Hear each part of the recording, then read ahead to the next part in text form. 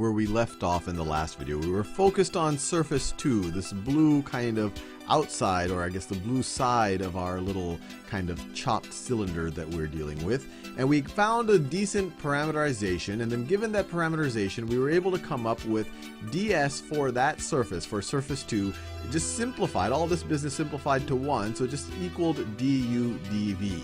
And so now we are ready to evaluate the surface integral, this surface integral right over here. We're ready to evaluate, the surface integral over surface 2 of z ds. And it's going to be equal to a double integral over u and v. And so let's write this. I'm going to do two different colors for the different variables of integration. So yellow for one, and maybe purple for the other. And we're taking the integral of z, and in our parameterization, z is equal to v. So this right over here is the same thing as v, so we can write v right over there. And we already saw that ds is the same thing as du dv, or we could even write that as dv du. We could just switch the order right over there. And I'm going to choose to integrate with respect to dv first, to do dv on the inside integral and then do du on the outside integral. And the reason why I'm choosing to integrate with respect to v first is based on the bounds of our parameters. V is bounded on the low end by 0. It's bounded on the low end by 0, but on the high end it's bounded by essentially a function of u. Its upper bound changes. Because you see right over here, depending where we are, depending on what our x value is, we have a different height that we need to get to. And since it's a function of u, we can integrate with respect to v. Our boundaries are going to be 0 and 1 minus cosine of u. 1 minus cosine of u. All of this business in magenta will give us a function of u, and then we'll be able to integrate with respect to u, and u just goes from 0 to 2 pi, and so that will give us a nice straightforward number, assuming all of this works out okay. And so this is simplified to a straight up double integral, and now we're ready to compute. And so let me write the outside part. The outside part is from 0 to 2 pi is du, and so the inside part, the antiderivative of v is v squared over 2, and we are going to evaluate that from 0 to 1 minus cosine of u. And so this is going to be equal to, once again, the outside integral, 0 to pi. I'll write du right over here. And so this is going to be equal to all of this. Let me just write 1/2, and actually I can even write the 1/2 out here. I'll just write 1/2 times 1 minus cosine u squared. Well, that's just going to be 1 squared minus 2 times the product of both of these, so minus 2 cosine of u. Actually, let me give myself a little bit more real estate here. 1 minus 2 cosine of u plus cosine of u squared.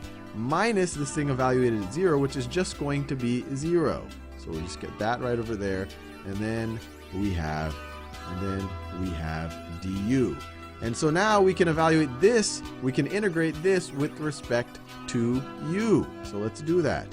So the and let me just take the 1/2 on the outside just to simplify things. So we have the 1/2 out here, and so if you take the antiderivative of this with respect to u, you still have this 1/2 out front, so this is equal to 1/2, and we're going to take the antiderivative, so let's do it carefully. Actually, let me just simplify it so it's easier to take the antiderivative. So it's going to be 1/2 times the integral. I'll break this up into 3 different integrals.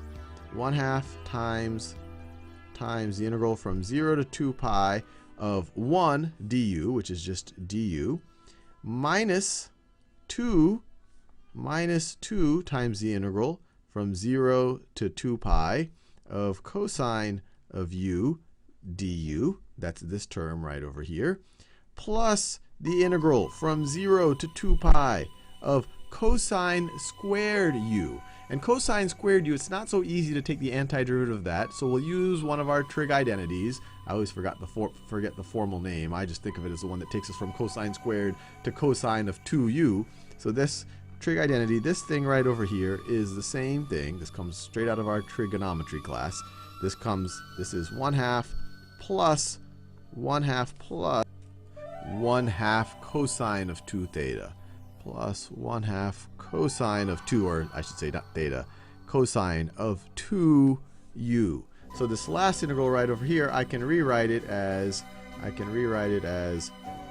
I'll just rewrite it in that same color actually, 1/2 plus 1/2 cosine of 2u, and then we have our final du. And now let me close the brackets, and all of that is times 1/2.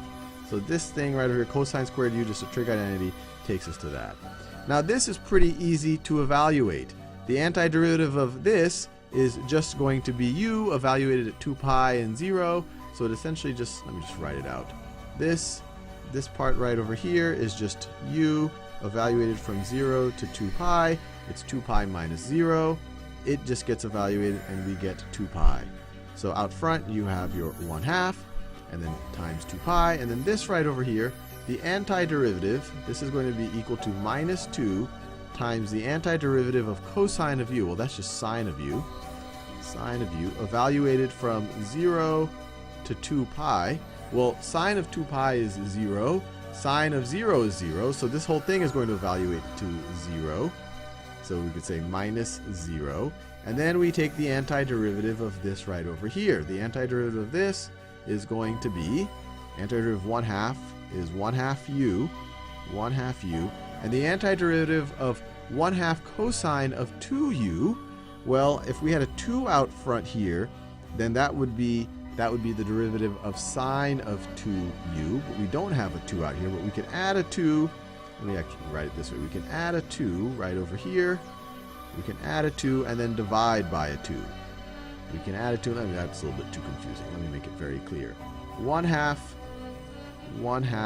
cosine of 2u is equal to 1/2 times 1/2, let me write it this way, is equal to 1/4 times 2 cosine 2u. These are the exact same quantities, and the reason why I wrote it this way is this is the derivative of sine of 2u. So when you take the antiderivative of this, it's the same thing as plus, same color, plus 1/4 sine of 2u, and we're going to evaluate that from 0 to 2 pi. And you confirm for yourself. You take the derivative of this, you do the chain rule, you get the 2 out front, 2 times 1/4 gives you 1/2, and the derivative of sine of 2u with respect to 2u is cosine of 2u. Now we need to evaluate this at 2 pi and at 0. When you evaluate it at 2 pi, you have 1/2 times 2 pi, which is pi. So this is plus pi, plus 1/4 times sine of 2 times 2 pi. Sine of 4 pi, that's just going to be 0. So this is going to evaluate to 0. And then minus 1/2 times 0. And then 1/4 sine of 2 times 0. This is all going to be 0 when you put 0 there. So this whole thing evaluated just to pi. And we're in the home stretch, at least for surface 2. And I'll switch back to surface 2's color now that we're near the end.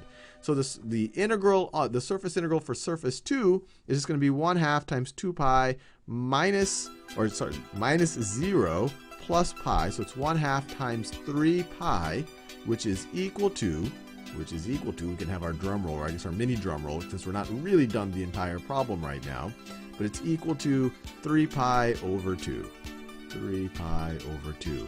So we're making pretty good headway. This was 0, and now this part right over here is 3 pi over 2, and in the next video we will try to tackle surface 3.